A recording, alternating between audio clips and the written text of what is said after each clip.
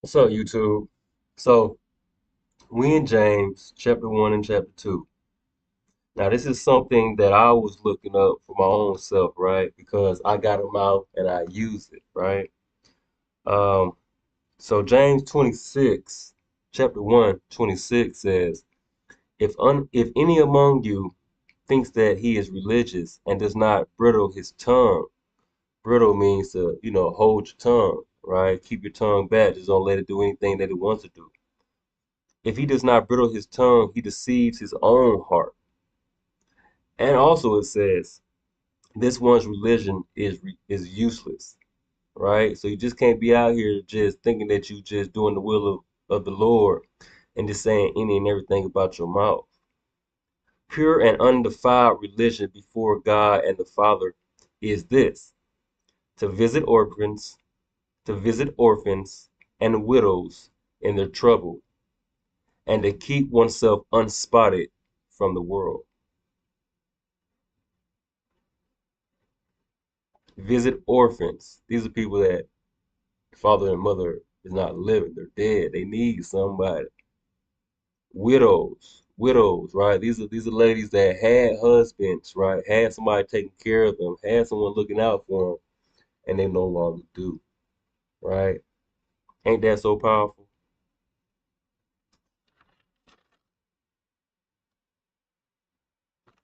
Look at this right here in chapter 2. Listen, my beloved brethren, has God not chosen the poor of this world to be rich in faith and heirs to the kingdom which he has promised to those who love him? But you have dishonored the poor man. Do not the rich oppress you and drag you into courts? Do they not blaspheme that noble name by which you are called? Blasphemy means, basically drag your name through the mud, say negative things about you.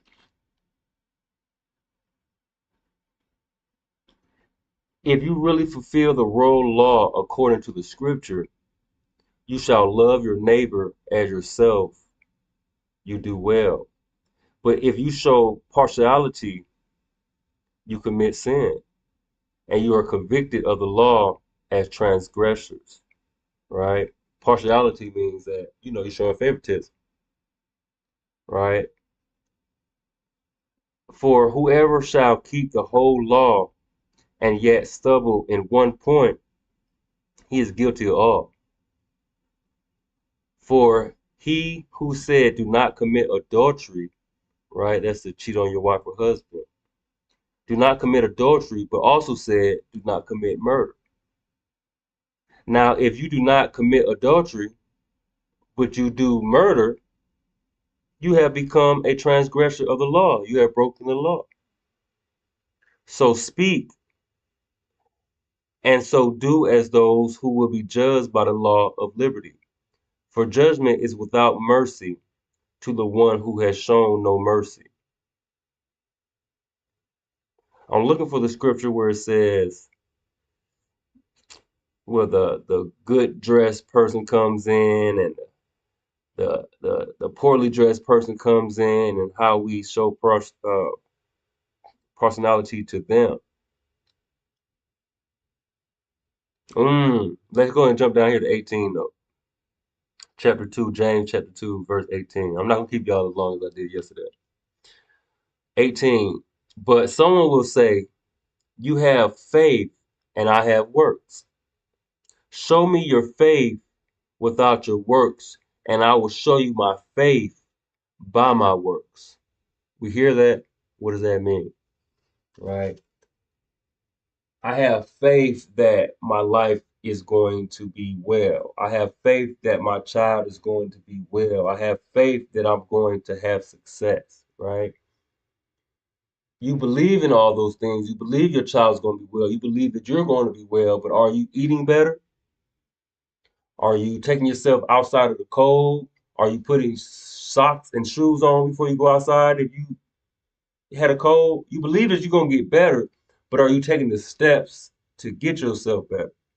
Right? You believe that you're gonna get a better job. Are you applying? and studying for better jobs, right? The faith is yes, yes, yes, yes. I do not have to do this for the rest of my life. That's the faith. But the works is that you're going to do everything in your power. You're going to do everything that you know to do, or everything that you can do to make sure that you're not doing that for the rest of your life. Right? Let me see if I can clear that up to try to make sense. That was chapter 2, verse 18, right? I will show me your faith, and I will show you my faith by my works.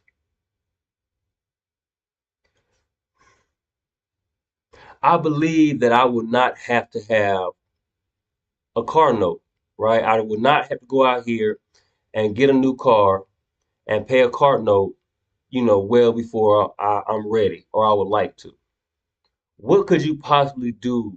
You have faith that your car gonna be working and it's gonna get you everywhere it needs to go, right? And you're not gonna have a payment because you're not gonna go out there and have to buy a new car. But the works would be that you're taking care of that vehicle, right? You're not riding on every pothole.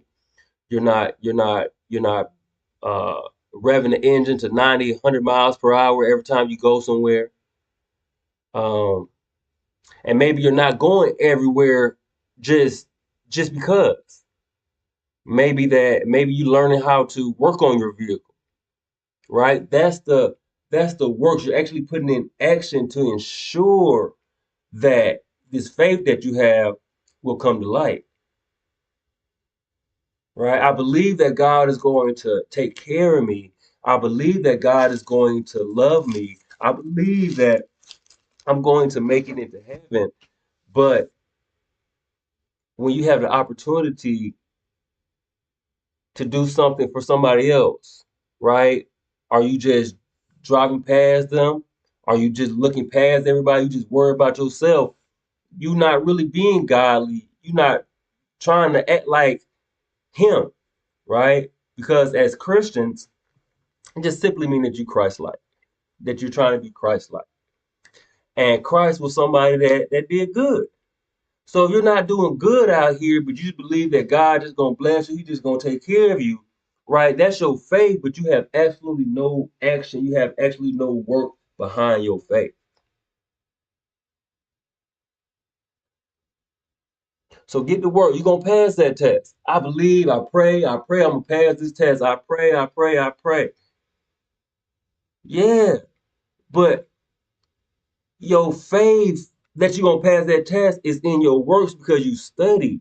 Some people study with absolutely no faith, right? I'm studying, but I don't believe I'm gonna be able to do this. I don't believe I'm gonna be able to pass this bar. I don't believe I'm gonna be able to pass this real estate exam. You studying for it, but you have no faith, right? Show me your faith by your works. I believe that I'm gonna pass this bar. I believe that I'm gonna get into pre-med school. I believe I'm going to be a successful real estate agent.